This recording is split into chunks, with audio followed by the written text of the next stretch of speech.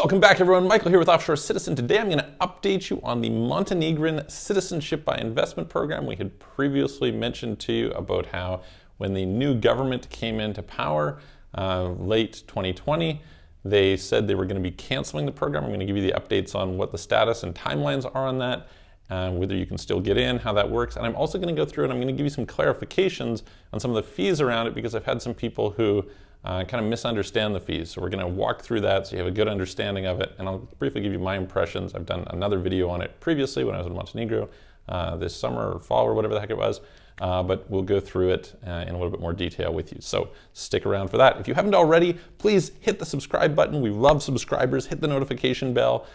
Make sure you don't miss out on any of our videos. And if you're at all interested in the subject of second citizenship, citizenship by investment programs, unofficial citizenship by investment programs, residency programs, how to optimize your global tax, how to pay the lowest legal amount of tax possible, protect your assets, open international companies, set up international banking, reach out to us. You can book a call with me, clarity.fm/Michael Rosmer. There's a link in the description below, or you can visit our websites, offshorecitizen.net and offshorecapitalist.com.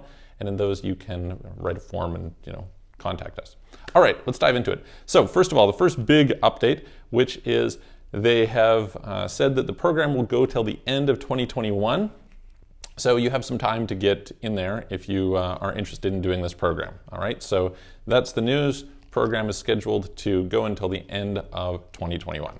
Number two, I want to go through some of these fees. Now, it is fairly well known, kind of the headline rate is, hey, listen, you can buy property worth 250,000 euros in the north of the country, or if you're on the seaside, you can buy property worth 450,000 euros. And so people say, all right, fair enough. Now, the general consensus from pretty much everyone is that property is overpriced. I mentioned this in my previous video.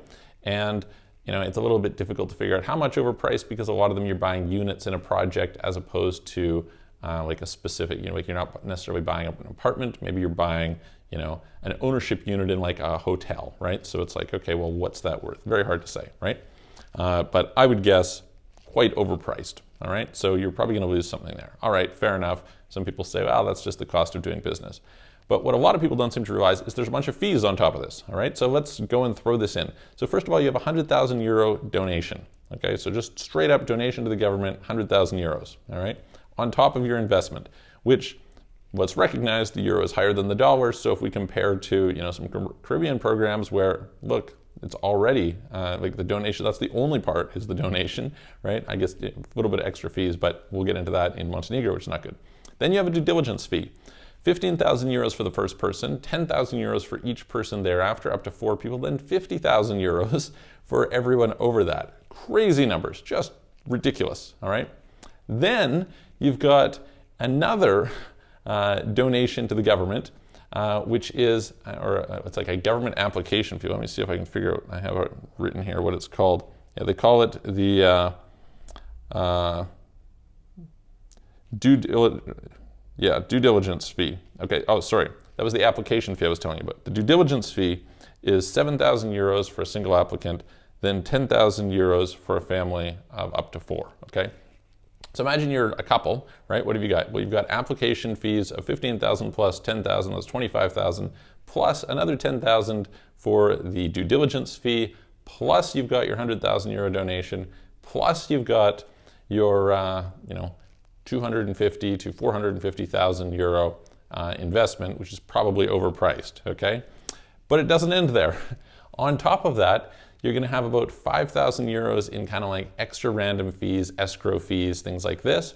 And the thing that I thought was ridiculous on top of all this, I mean, it was already pretty nuts, pretty expensive program, is they have a fee for agents typically. And so what the agents charge can vary, but somewhere between 15 and 50,000 euros. So in my opinion, super expensive program, totally, in my opinion, probably the worst mainstream from a like cost benefit, from just a pure cost to value standpoint. Now, how are they selling this? They're selling it based on the idea that, well, hey, Montenegro is going to get into the EU in a few years.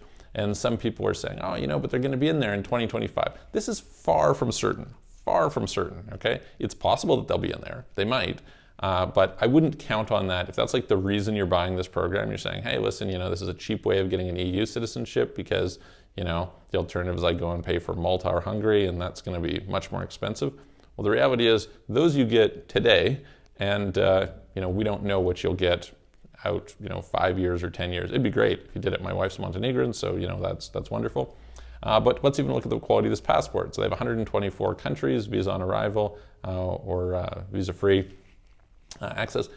It has the Schengen zone, okay, great. It has, a bunch of Latin America, okay, great. It has parts of Southeast Asia. It notably doesn't have Malaysia, doesn't have Thailand, and notably, it doesn't have UK or Ireland. So that's kind of the part that is, a downer on this whole thing. And so what that means is that it also doesn't include any of the British overseas territories, right? So if you want to go to Anguilla, for example, if you want to go to Gibraltar, you need visas for those places. So anyway, it's you can take it for what it is. This is kind of the updates for you. Hopefully clarifies a little bit the expenses. Basically what you're looking at is probably for a couple of two, you're talking about around 175,000 euros plus your investment in order to get that.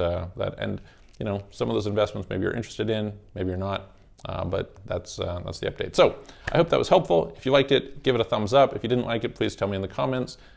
Please smash the subscribe button, hit the notification bell, keep up to date on all of our videos here. And I'm going to look forward to seeing you guys in the next episode.